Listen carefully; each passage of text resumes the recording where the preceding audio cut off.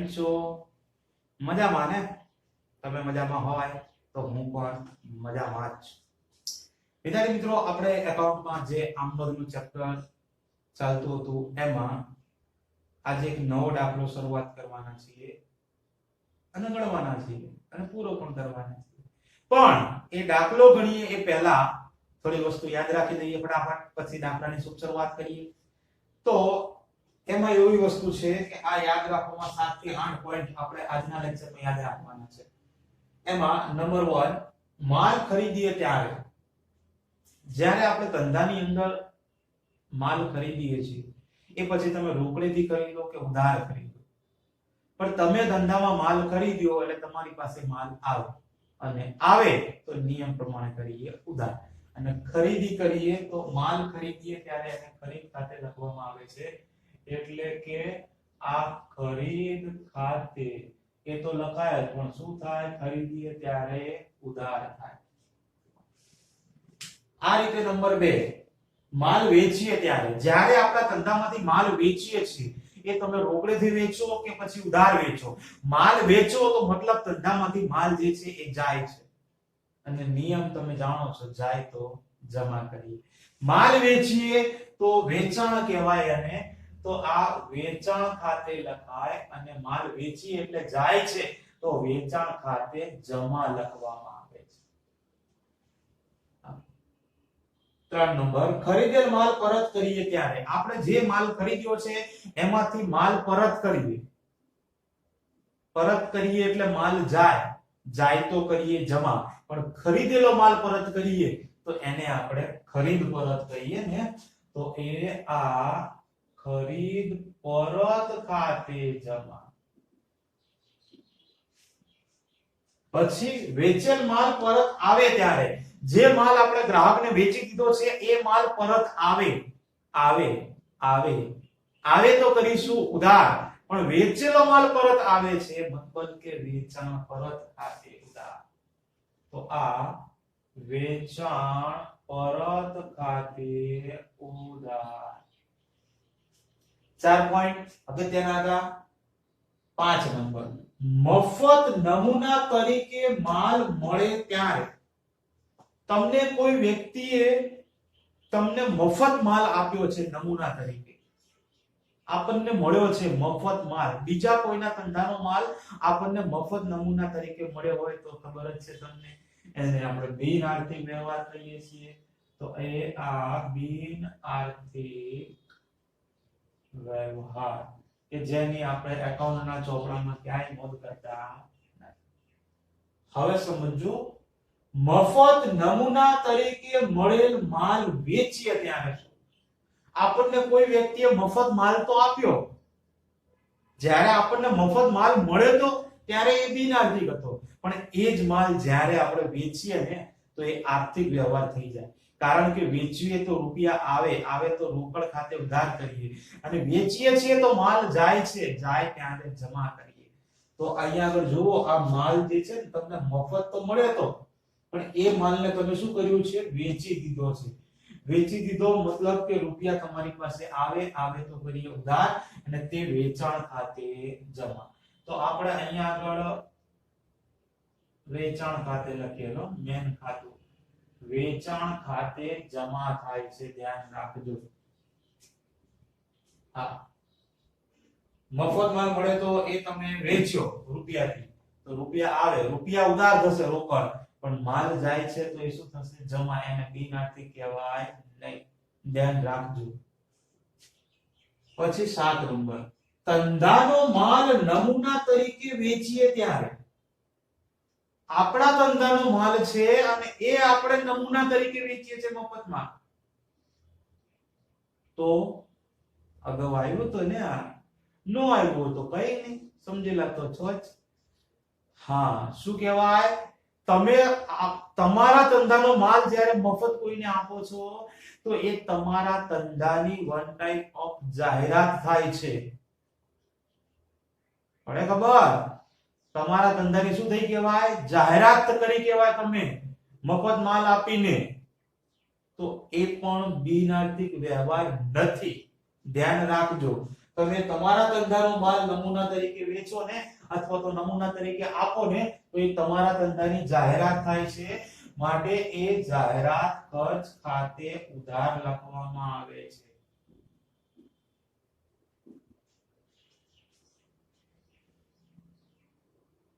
રોકડ okay sorry બિન આર્થિક લખાય નહીં. તો આ 3 પોઈન્ટ અગત્યના છે. જો નમૂના વાળા મફત નમૂના તરીકે માલ મળ્યો, બીજા કોઈનો માલ તમને મફત નમૂના તરીકે મળે તો એ બિન આર્થિક, પણ એ માલને વેચો તો એ આર્થિક. વેચવાથી રૂપિયા આવે તો રોકડ ખાતે ઉધાર અને વેચાણ ખાતે જમા. અને તમે નમૂના તરીકે માલ વેચો છો પણ તમારા ધંધાનો માલ છે, તો તમારા ધંધાનો માલ તમે મફત વેચો તો તમારા ધંધાની જાહેરાત થાય છે, તો જાહેરાત ખર્ચ ખાતે ઉધાર થાય. તો જમા શું થાય એ તો ખબર જ છે ને, પહેલા દાખલામાં જ આવ્યું હતું. અન્ય રીતે માલ જતો હોય તો ખરીદ ખાતે જ જમા કરવામાં આવે છે. હા, તમે વરસાદમાં પલળી જાય, ચોરીથી જાય, આગથી જાય, અકસ્માતથી જાય, આ જતો હોય તો જમા કયું ખાતું કરવાનું? ખરીદ ખાતું, કારણ કે અન્ય રીતે માલ જાય છે એવું કે. અને 8 નંબર વીમા કંપની પ્રત્યેનું લેણું થાય ત્યારે, જ્યારે તમારા ધંધામાં આગ લાગી હોય કે વોટએવર તમારો વીમો પાકે, વીમા કંપની પ્રત્યેનું લેણું થાય, તમારે રૂપિયા લેવાના થાય તો એ વીમા કંપની ખાતે ઉધાર કરવામાં આવે છે. વીમા કંપની ખાતે ઉધાર લ્યો આવું કરવામાં આવે. સરસ. ત્યારે આ 8 પોઈન્ટ તૈયાર કરી દો, પછી તરત જ આપણે દાખલો જે આગળનો આયા હતા એ આપણે શરૂઆત કરી દઈએ. તો એક નજર કરી જાઓ ફટાફટ 8 પોઈન્ટ પર.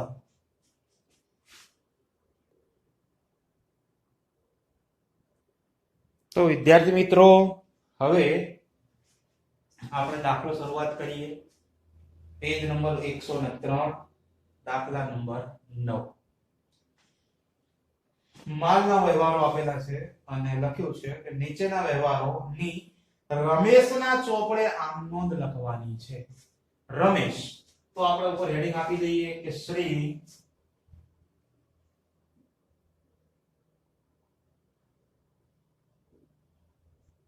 રમેશના ચોપડે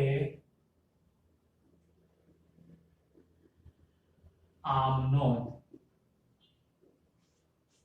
તારીખ તમને આપી છે 2014 એપ્રિલ, તો આ 2014 એપ્રિલ પહેલી તારીખ. રોકડ ખરીદી 15000 અને રોકડ વેચાણ 14000 રૂપિયા. પહેલી તારીખે તમને બે વ્યવહાર ભેગા આપેલા છે, ખરીદીનો અને વેચાણનો. આપણે અલગ અલગ આમનો લખવી પડે. તો પહેલા વાત કરીએ ખરીદીની. રોકડ ખરીદી 15000 રૂપિયા. તમે 15000 રૂપિયાની રોકડેથી ખરીદી કરી છે. ખરીદી કરીએ એટલે માલ આવે તો કરીએ ઉધાર.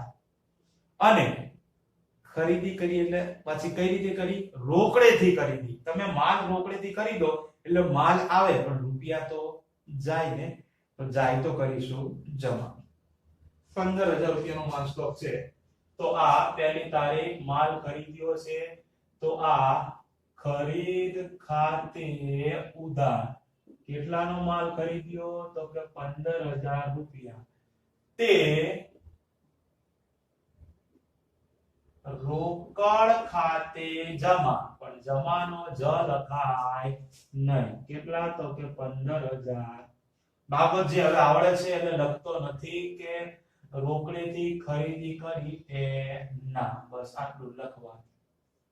ફરીથી નંબર 1, વેચાણ ભેગું છે ને.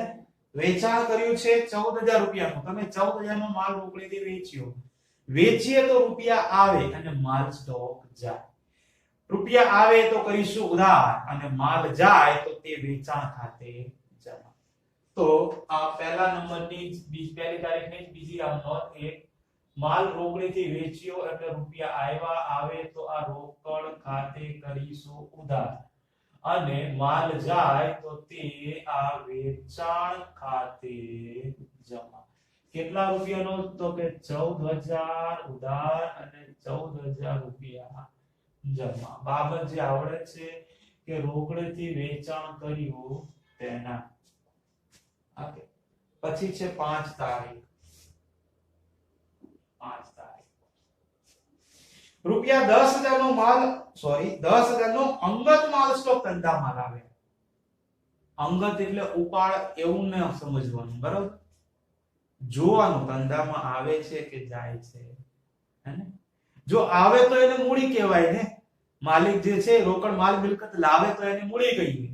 એ જ વસ્તુ અંગત વપરાશ માટે, ઘર વપરાશ માટે લઈ જતો હોય તો એને ઉપાડ કહેવાય.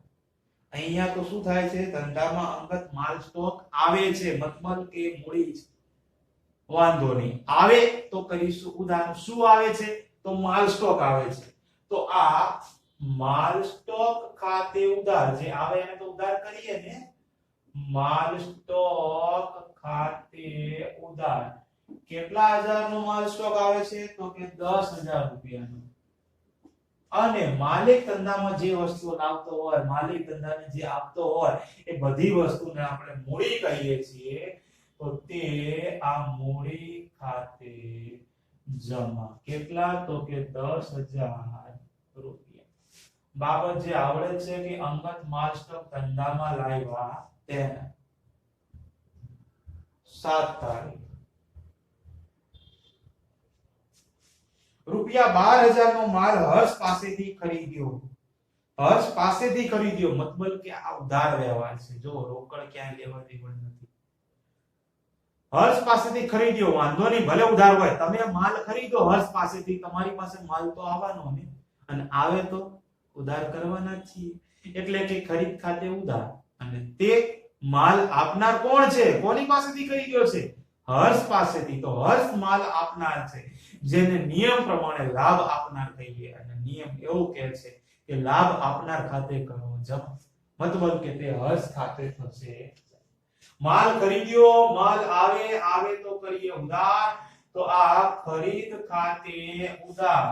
અને તે કોની પાસેથી ખરીદ્યો છે? માલ આપનાર હર્ષ છે, તો તે આ હર્ષ ખાતે જમા.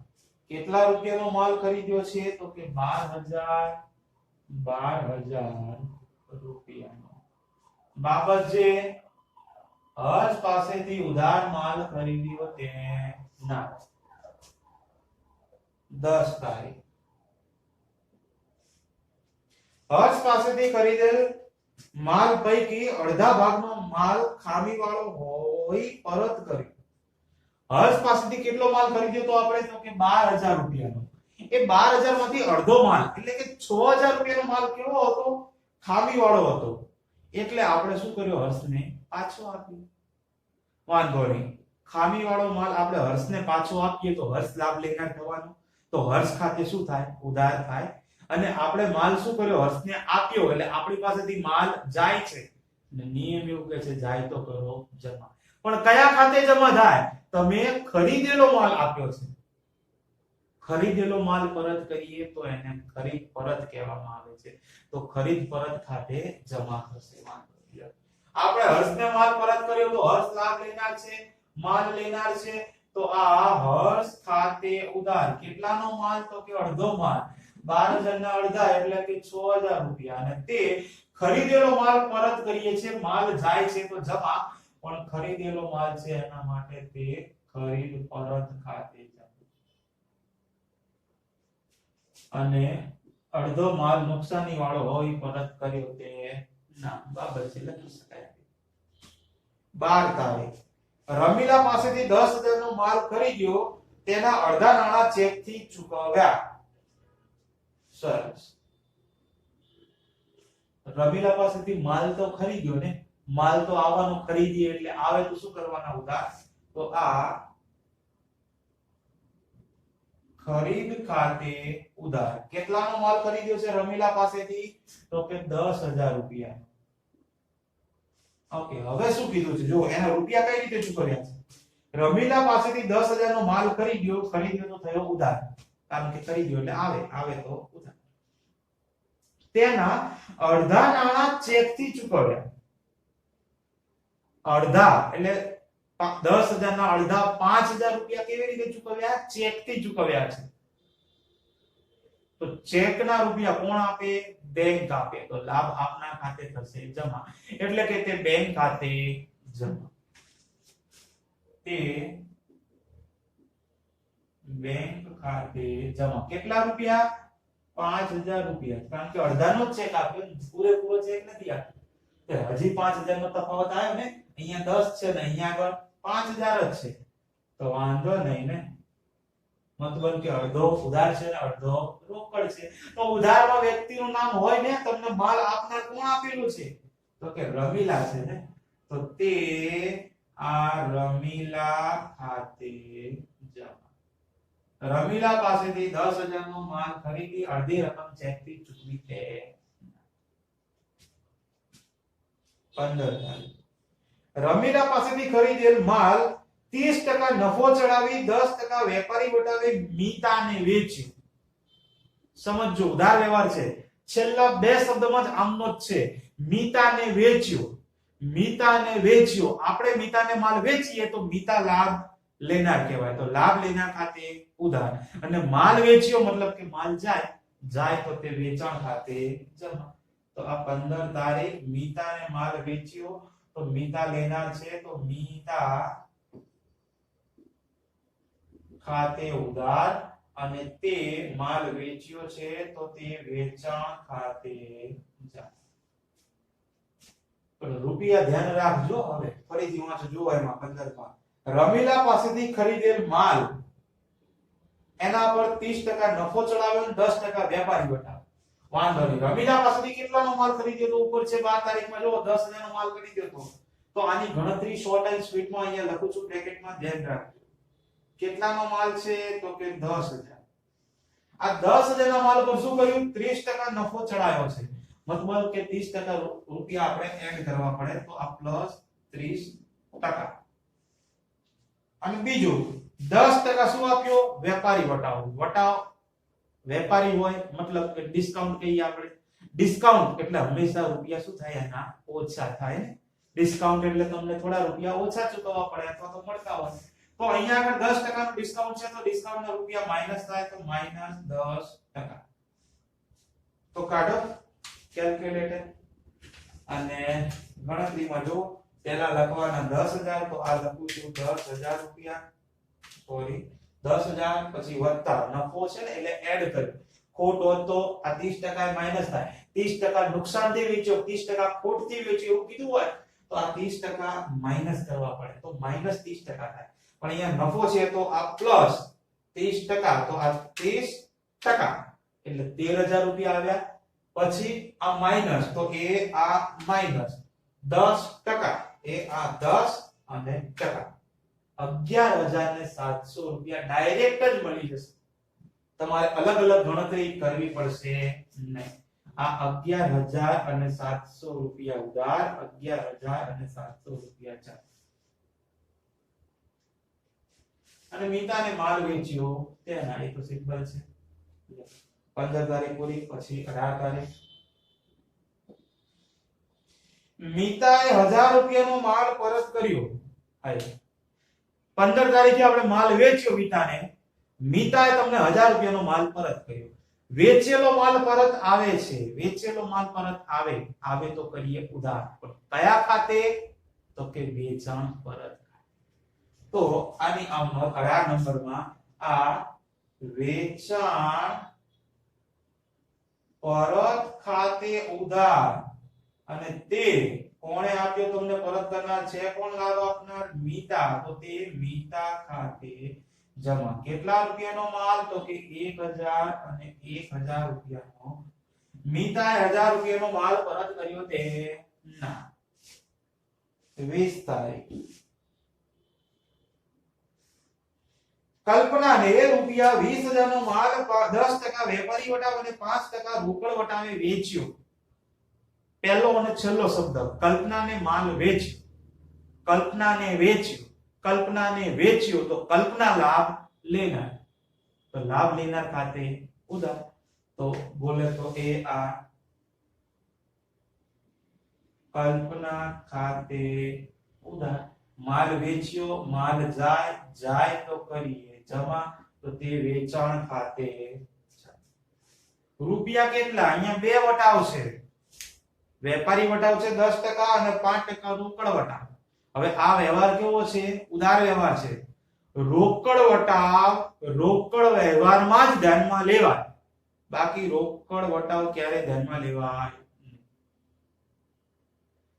કયા વટાવની ચોપડે નોંધ થાય તો રોકડ વટાવની ચોપડે નોંધ થાય વેપારી વટાવની નોંધ થાય નહીં એ ધ્યાન રાખજો અગાઉ આવી ગયું છે બરોબર વેપારી વટાવ કોઈ પણ દાખલામાં તમે જુઓ ને એ તરત માઈનસ કરી જ દેવાનું કોઈ પણ ચેપ્ટરમાં કોઈ પણ દાખલામાં વેપારી વટાવ આવે એટલે માઈનસ કરી દેવાનું એની ચોપડે નોંધ ક્યાંય થાય નહીં ખાલી માઈનસ જ થાય પણ રોકડ વટાવ જે છે એની ચોપડે નોંધ થાય પણ ક્યારે નોંધ કરવાની તો કે જ્યારે રોકડ વ્યવહાર હોય ત્યારે પછી ભલે અડધો રોકડ હોય કે અંશતઃ રોકડ હોય પણ રોકડાની લેવડ દેવડ થતી હોય તો જ રોકડ વટાવ ધ્યાનમાં લેવાય બાકી લેવાનો જેમ કે અહીંયા આગળ આખો વ્યવહાર ઉધાર છે તો પછી રોકડ વટાવ ધ્યાનમાં લેવાશે નહીં ખાલી 20000 ના 10% તમારે વેપારી વટાવ માઈનસ કરવાનો રહેશે તો આ 20000 માઈનસ 10% 20000 ના 10% એટલે 2000 રૂપિયા ઓછા કરો માઈનસ કરો એટલે કે 18000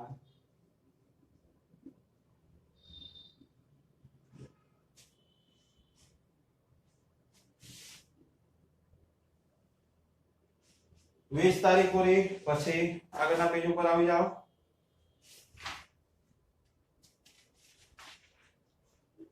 104 ઉપર 22 તારીખ આગમાં 2000 રૂપિયાનો માલ બળી ગયો જેનો વીમા કંપનીએ 1000 રૂપિયાનો દાવો મંજૂર કર્યો હાય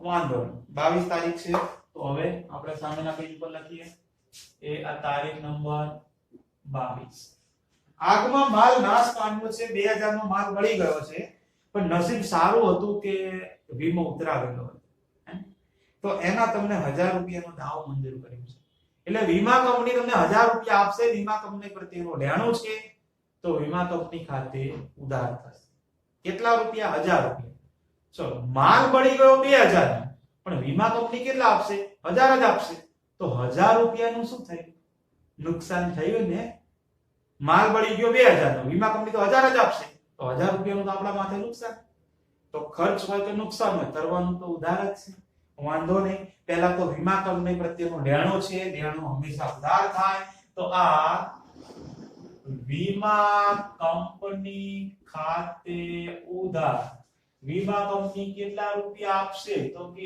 1000 રૂપિયા પછી 1000 રૂપિયાનું શું થયું તો કે નુકસાન કેવી રીતે તો કે આગથી તો આ આગથી નુકસાન ખાતે પણ ઉધાર કેટલાનું નુકસાન તો કે 1000 અને તે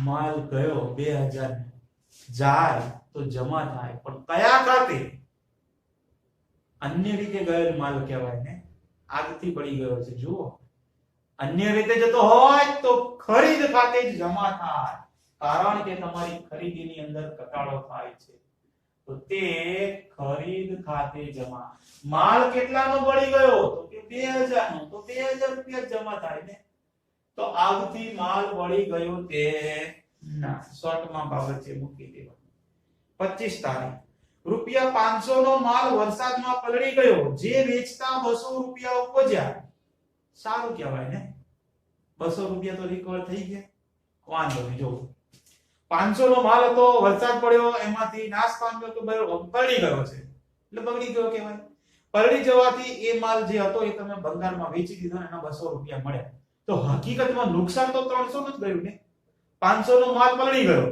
એટલે નકામો પણ એને વેચ્યો તો એના 200 રૂપિયા તો મળ્યા 500 માંથી 200 તો મળી ગયા તો 300 રૂપિયાનું શું થયું નુકસાન વાંધો નહીં ખર્ચ નુકસાન ઉધાર જ કરવાનું છે પણ એ પહેલા તમને 200 રૂપિયા ઉપજ્યા છે 200 રૂપિયા મળ્યા હોય તો આવે તો કરીએ ઉધાર તારીખ બોલે તો આ 25 200 રૂપિયા આવે છે ઉપજ્યા છે તો આ રોકડ ખાતે ઉધાર કેટલા રૂપિયા ઉપજ્યા તો કે 200 નુકસાન કેટલાનું તો કે 300 નું કઈ રીતે નુકસાન થયું તો કે વરસાદથી તો આ વરસાદથી નુકસાન ખાતે ઉધાર 300 રૂપિયા અને માલ તો પલળી ગયો ને 500 રૂપિયાનો જાય તો શું કરીએ જમા કરીએ અને આ પણ અન્ય રીતે જ માલ જાય છે, તો તે આ ખરીદ ખાતે જમા. કેટલા રૂપિયા? તો કે 500 રૂપિયા. વરસાદથી માલ પલળી ગયો તે ના. 27 તારીખ રૂપિયા 300 નો માલ મફત નમૂના તરીકે મળ્યો. મફત નમૂના તરીકે મળ્યો છે, મતલબ કે આ વ્યવહાર બિન આર્થિક છે.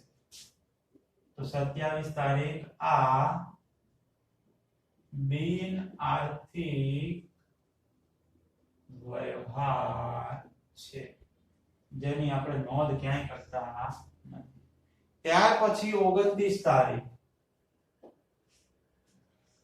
એમાં એવું છે કે રૂપિયા 250 નો મફત નમૂના તરીકે મળેલ માલ 400 રૂપિયામાં વેચ્યો. સરસ, લ્યો રોકડી થઈ ગઈ 400 રૂપિયાની. તમને મફત માલ મળ્યો તો 250 રૂપિયાનો. 250 રૂપિયાનો માલ હતો પણ મફત જ મળ્યો હતો. આપણને જે માલ મફત મળ્યો તો એ માલને આપણે શું કર્યો? ઠપકારી દીધો બીજા કોઈને. જેના તમને કેટલા મળ્યા? 400 રૂપિયા મળ્યા છે. વાંધો નહીં, આપણે તો માલ વેચ્યો કહેવાય ને, આને બિનઆર્થિક કહેવાય નહીં. મફત માલ મળે તો ત્યારે બિનઆર્થિક હતો, પણ એને વેચ્યો એટલે આર્થિક જ થઈ ગયો, કારણ કે 400 રૂપિયા તમને મળ્યા. રૂપિયા આવે તો કરીએ ઉધાર. તો આ રોકડ ખાતે ઉધાર કેટલા મળ્યા? તો કે 400 રૂપિયા. અને તે માલ વેચ્યો છે ને, તો તે વેચાણ ખાતે જમા. કેટલા રૂપિયા? તો કે 400 રૂપિયા. મફત નમૂના તરીકે મળેલ માલ વેચ્યો તેના બાબત જે આવી થાય. ત્યાર પછી 30 તારીખ રૂપિયા 1000 ની મૂળ કિંમતના બદલામાં 1500 નો મોબાઈલ ખરીદ્યો. સરસ. તમે શું કર્યું? 1000 રૂપિયાનો માલ આપ્યો, બદલામાં 1500 નો મોબાઈલ ખરીદ્યો. આપણી પાસે મોબાઈલ તો આવે તો શું કરીશું? ઉધાર કરીએ. તો આવે તો ઉધાર. શું આવે છે? મોબાઈલ. તો આ મોબાઈલ ખાતે ઉધાર. અને તે આ માલ તમને બદલામાં માલ આપ્યો છે, બરોબર? આનું વેચાણ કર્યું કહેવાય નહીં. કોઈ વસ્તુના બદલામાં માલ આપો તો એ તમારો અન્ય રીતે ગયેલ માલ કહેવાય, જેને આપણે ખરીદ ખાતે જ લખવાનું છે. તો તે ખરીદ ખાતે જમા. પણ રૂપિયા કેટલા ધ્યાનમાં રાખવાના? તો હવે ધ્યાન રાખજો, તમારી પાસે વસ્તુ ભલે ગમે એટલાની આવે, મોબાઈલ ભલે 1500 નો આવે કે 3000 નો આવે, 5000 નો આવે, પણ તમારા ધંધામાંથી માલ તમે કેટલો આપ્યો? 1000 રૂપિયાનો જ માલ આપ્યો ને. તો આપણે તો ધંધાના હિસાબો લખીએ છીએ. તો ધંધામાંથી કેટલા રૂપિયાનો માલ જાય છે? તો કે 1000 નો. તો આપણે 1000 રૂપિયાની જ નોંધ કરવાની, 1500 રૂપિયાની નોંધ કરવાની નહીં. આ ધ્યાન રાખો. તો અહીંયા આ દાખલો આપણો પૂરો ન થયો, કે બધા વ્યવહાર પૂરા થયા, પણ દાખલો પૂરો કરવા માટે આવું કંઈક કરવાનું ને, કે કુલ સરવાળો કરવાનો. પછી અહીંયા આગળ એક લાઈન, નીચે આવે ડબલ લાઈન. તો કરો ને સરવાળો પહેલેથી, ફટાફટ હો, ઉતાવળ કરજો રહ્યા. નકે પછી હું તો લખી દઉં છું, તમે તમારી રીતે ચેક કરી લેજો. લ્યો